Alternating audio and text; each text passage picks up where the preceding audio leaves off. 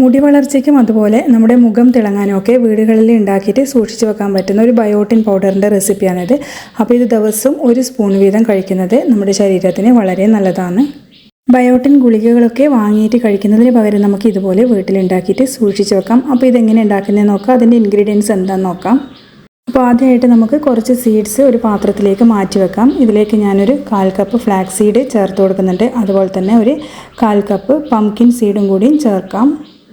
പിന്നെ വേണ്ടത് ഒരു 1/4 കപ്പ് സൺഫ്ലവർ സീഡാണ്. അപ്പോൾ ഇതൊക്കെ നമ്മൾ സെയിം അളവിൽ തന്നെയാണ് എടുക്കുന്നത്. അപ്പോൾ സൺഫ്ലവർ സീഡും ഇതിലേക്ക് ഇട്ട് കൊടുക്കുന്നുണ്ട്. പിന്നെ നമുക്ക് സിസമി സീഡ് എടുക്കാം, അതായത് നമ്മുടെ എള്ള്, അതും ഒരു 1/4 കപ്പ് എടുത്ത് വെക്കുന്നുണ്ട്. പിന്നെ നമുക്ക് വേണ്ടുന്നത് 1/4 കപ്പ് ബദാമാണ്. അതുപോലെ തന്നെ നിലക്കടലയും 1/4 കപ്പ് എടുക്കുന്നുണ്ട്. പിന്നെ എടുക്കുന്നത് ലോട്ടസ് സീഡാണ്, അത് നമ്മളൊരു 1/2 കപ്പ് എടുത്ത് വെക്കാം. അപ്പോൾ ഇതൊക്കെ ഹോർമോൺ പ്രശ്നങ്ങളുള്ളവർക്കൊക്കെ വളരെ നല്ലതാണ്. PCOD ഉള്ള കുട്ടികൾക്കൊക്കെ വളരെ നല്ല ഇത് കഴിക്കുന്നത്. അപ്പോൾ ഇനി നമ്മൾ ഈ ഒരു സീഡ്സും അതുപോലെ നമ്മുടെ നട്ട്സും ഒക്കെ ഇതൊന്ന് ചെറിയ ഫ്ലെയിമിലിട്ടിട്ട് ഒന്ന് റോസ്റ്റ് ചെയ്തെടുക്കുന്നുണ്ട്. അപ്പോൾ ഒരുപാടങ്ങ് കരിഞ്ഞ് പോകാണ്ട് ചെറിയ ഫ്ലെയിമിലിട്ടിട്ട് ഒന്ന് റോസ്റ്റ് ചെയ്തെടുക്കാം.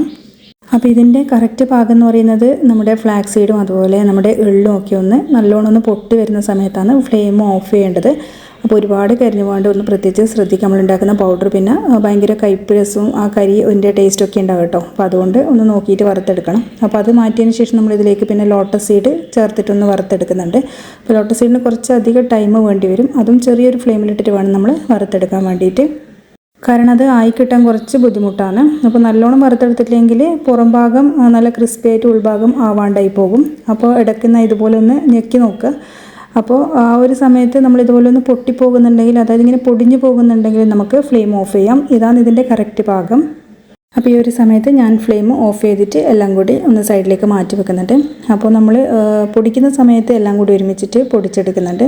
അപ്പോൾ മിക്സിൻ്റെ ചെറിയ ജാറിലിട്ടിട്ട് നമുക്ക് 1-2 ബാച്ചായിട്ട് ഒന്ന് പൊടിച്ചെടുക്കാം. അപ്പോൾ പൊടിച്ചെടുക്കുമ്പോഴും നമ്മൾ ഒരുപാടങ്ങ് അരച്ച് പേസ്റ്റ് പോലെ ആക്കരുത്. നട്ട്സും സീഡ്സും ഒക്കെ ആയതുകൊണ്ട് അതിൽ നിന്ന് എണ്ണ ഊറി വരും. ഇപ്പോൾ നമുക്ക് പൗഡറാണ് വേണ്ടുന്നത്. അപ്പോൾ അതുകൊണ്ട് ഇതുപോലെ നോക്കിയിട്ട് വേണം ഒന്ന് തരിതരിപ്പായിട്ട് പൊടിച്ചെടുക്കാൻ. അപ്പോൾ മിനുസായിട്ട് പൊടിക്കാൻ പറ്റുമെങ്കിൽ അങ്ങനെ ചെയ്തെടുക്കാം. അപ്പോൾ ഇനി നമുക്ക് ഈ ഒരു പൗഡർ ഒരു ബോട്ടിലാക്കിയിട്ട് സൂക്ഷിച്ച് വെക്കുക മാത്രമേ വേണ്ടൂ. നമ്മളിത് ചൂടുള്ള വെള്ളത്തിൽ കലക്കിയിട്ട് കുടിക്കാം, അല്ലെങ്കിൽ ചൂടുള്ള പാലിൽ ചേർത്തിട്ട് 1 സ്പൂൺ വീതം ചേർത്തിട്ട് കുടിക്കാം. അല്ലെങ്കിൽ ഈ പൗഡറിൽ തന്നെ നമുക്ക് പാൽപ്പൊടി ചേർത്തിട്ട് പിന്നെ ചൂടുവെള്ളത്തിൽ കലക്കി കുടിച്ചാൽ മതി. കുട്ടികൾക്കൊക്കെ കൊടുക്കുന്നതാണെങ്കിൽ നമുക്കിതിൽ കുറച്ച് ചോക്ലേറ്റിൻ്റെ പൗഡർ അല്ലെങ്കിൽ കൊക്കോ പൗഡറൊക്കെ ചേർത്തിട്ട് പാലിൽ കലക്കിയിട്ട് കൊടുത്താൽ മതി.